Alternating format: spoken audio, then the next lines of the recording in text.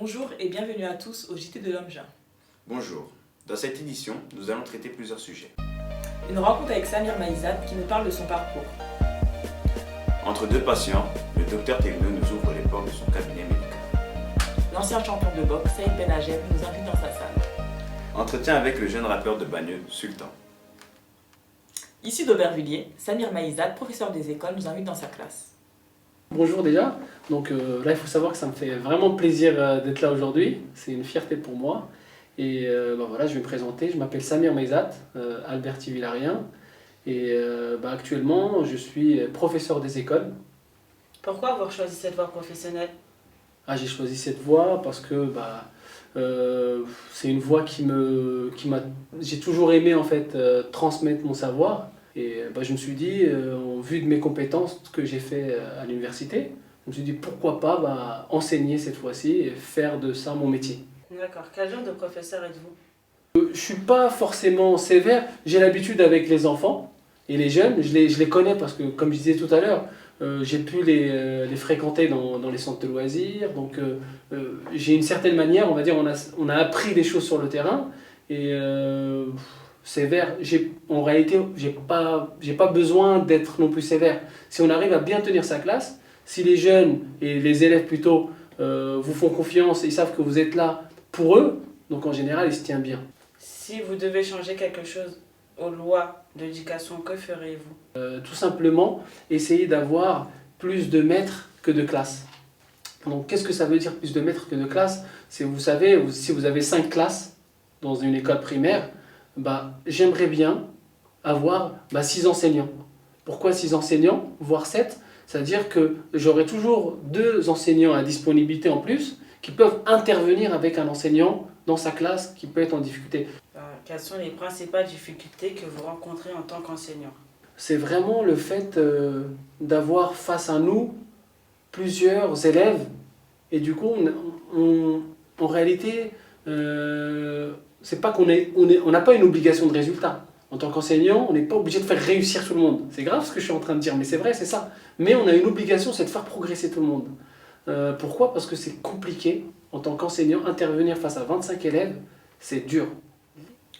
Pour la première fois, le docteur Thévenot se livre à nos caméras pour un entretien sur sa carrière et nous donne un avis sur le tiers payant. Bonjour, pouvez-vous vous présenter s'il vous plaît? Je suis le docteur Thévenot, puis je travaille à la maladrerie depuis 86 maintenant, mai 86. Vous faites partie des personnalités du quartier, vous êtes très apprécié. Que cela vous procure-t-il? C'est gentil, c'est sympa de le dire. Ouais, ça fait tellement longtemps que je suis là, donc c'est vrai qu'il y a des gens que j'ai vus tout petits, que je vois grands. Ça fait un peu partie de ma famille maintenant, c'est comme des neveux, des nièces. Ouais, c'est gentil de le dire. Je vous en prie. Ça me plaît. Est-ce que vous pouvez nous citer les côtés positifs et négatifs de votre métier? Alors, on va commencer par les points négatifs. Le point négatif de la profession de généraliste, c'est l'isolement. Le fait d'être tout seul dans son coin à travailler. Parfois c'est lourd. Sinon positif, tout le reste c'est positif. Il n'y a que du positif en fin de compte. Il n'y a que ce petit détail qui est parfois gênant. Et par rapport à la généralisation du tiers payant, c'est quoi votre point de vue? Moi je suis pour. D'ailleurs on le pratique déjà ici, sur les 100%. Il y a toutes les CMU, il y a beaucoup de gens qui sont en CMU quand même, il y a énormément dans la cité là. Le problème du tiers payant, c'est que ce qui va être compliqué, c'est que ce qu'ils appellent tiers payant, c'est que les mutuelles devront nous rembourser directement, au lieu de passer par le patient. Donc elles nous remboursent directement, sauf qu'il faut savoir qu'en France, il y a environ 400 mutuelles, et que ça va être très compliqué pour aller faire la course, la chasse plutôt, après ce tiers qui manquera. Et donc en l'état actuel, c'est pas possible, c'est matériellement impossible. Mais ça devrait être possible si l'État met en place un système ou une sorte de centrale qui nous paye nous, et ensuite l'État se fait rembourser. Avez-vous l'intention de quitter votre... Ah non, c'est pas possible. Non. Ah non? Non. De toute façon, les médecins libéraux, nous, c'est 67 ans la retraite. Ah bon? Alors j'ai encore 7 ans. Non, ouais, 7 ans. Même si vous partez, vous pensez pas qu'à autre chose ou quoi? Ah, C'est exercer vraiment... ailleurs, tu veux dire? Ouais. Moi, ce que je voudrais, c'est être prof d'histoire, mais c'est trop tard. Prof d'histoire? Vous avez toujours le temps? Ah non, c'est fini. L'ancien champion de boxe nous invite dans sa salle pour une interview, une visite des locaux et la présentation du gala. Bonjour et merci de nous accueillir. Bonjour. Alors, quand on parle de boxe au Aubervilliers, on fait souvent référence à Saïd. Qu'est-ce que cela vous fait? On fait référence à Saïd parce que moi j'ai un gros passé boxe sur la ville d'Aubervilliers, puisque moi, toute ma carrière de boxeur amateur et professionnel, je l'ai faite sur Aubervilliers.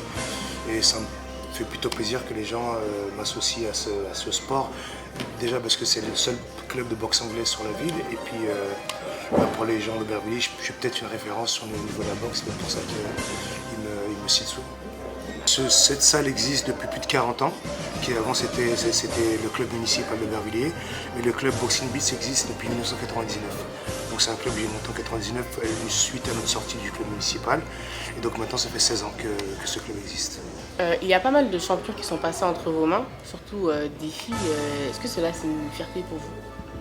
Oui, c'est une grande fierté parce que la plupart des jeunes qui ont été titrés sont venus à Aubervilliers Boxing Beats pour faire des résultats. Et il se trouve que le feeling est super bien passé avec la plupart des boxeurs et boxeuses que j'ai eu entre mes mains. Mais bien sûr, je suis fier du parcours qu'ils aient fait et puis fier que le travail que j'ai mis en place ait porté ses fruits. Les gens disent souvent que la boxe est un sport violent. Non, je ne suis pas d'accord.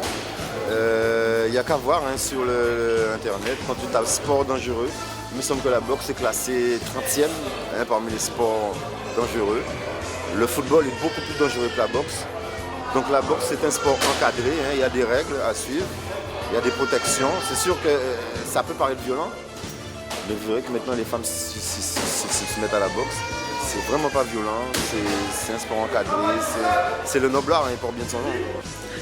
Pour toutes les personnes qui comme moi, cherchent à se seréniser, je pense que la boxe est un bon moyen pour évacuer son énergie, rentrer chez soi tranquillement, sans rien avoir à penser quoi ou qu'est-ce de la journée qui s'est passée. Invité à la finale du tremplin de la musique organisé par l'OMJA, le rappeur Sultan nous accorde quelques minutes. Depuis combien de temps as-tu commencé ta carrière? J'ai commencé à l'âge de 10 ans, donc c'était il y a 17 ans. Qui t'a inspiré? Mon grand frère, à l'époque il faisait du rap, donc j'ai essayé de faire comme lui et voilà. Qui t'a sollicité pour le tremplin ce soir? C'est mon ami Massi qui se trouve là, qui m'en a parlé et ça m'a parlé, donc voilà, j'ai accepté. Et c'est quoi qui t'a particulièrement intéressé dans ce concours? Dans le concours déjà, le fait de voir des jeunes essayer on va dire de faire des choses dans ce qu'ils aiment faire, ça me fait plaisir, tu vois, de voir ce genre de choses là. Donc voilà, aujourd'hui j'ai pu voir, on va dire, les talents d'Aubert. Donc voilà. Comment as-tu trouvé le public? Franchement, le public il était super chaud. Je voulais remercier tous les gens qui ont fait le déplacement. Quel message voudrais-tu faire passer à la jeunesse? De toujours croire en ses rêves, il faut s'accrocher pour les réaliser.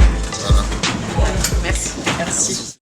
Comme lors de chaque édition, un petit focus sur l'une des activités proposées par l'OMJA. Alors le projet, c'est un projet couture qui a lieu sur l'année entière. Donc on a une intervenante couture qui vient tous les vendredis de 18h à 20h. Donc les jeunes ont appris à utiliser l'outil qui est la machine à coudre et à faire des patrons, à dessiner, à prendre leurs mesures. Donc à travers ce projet, en fait, c'est avec la maison de jeunes Jules Vallès, donc avec Awa. Alors on s'adresse principalement au public 12-15 ans, mais c'est ouvert jusqu'à 17 ans. D'accord. Récemment, vous êtes parti à Londres, pouvez-vous nous en parler? Alors récemment, nous sommes partis à Londres, donc avec la maison de jeunes Jules Vallès. Donc Awa était la responsable du séjour. Je pense qu'on va demander à un jeune d'intervenir. On est parti à Londres, on a visité la ville, on est parti dans une école de stylisme et dans un musée. On s'est cultivé, on a appris des choses. Voilà. Donc en fait, le but de ce projet, c'était de réunir les deux structures, donc les jeunes. Donc à travers ça, on avait mis en place des ateliers pendant les vacances scolaires. On avait fait tout ce qui était customisation avec l'intervenante couture. Et à travers ces différents échanges, on est parti 4 jours à Londres. Quelle est la finalité de ce projet? Alors la finalité de ce projet, c'est qu'en fait les jeunes puissent être autonomes sur une machine à coudre et de pouvoir confectionner nous-mêmes ce dont on a besoin. Par exemple, sur les prochains séjours engagés avec l'OMJA, nous allons réaliser des trousses pour les emmener dans les différents pays. On peut faire des vêtements avec, enfin, on peut en créer. En fait, c'est difficile au début, mais dès qu'on est habitué, on peut arriver à faire des vêtements comme ça. Pour finir, nous souhaitons un bon séjour aux jeunes engagés pour le Maroc. Ainsi qu'aux jeunes du collectif des Happy Meal, composé d'adhérents de l'OMJA qui iront aux États-Unis. Merci de nous avoir suivis. À bientôt.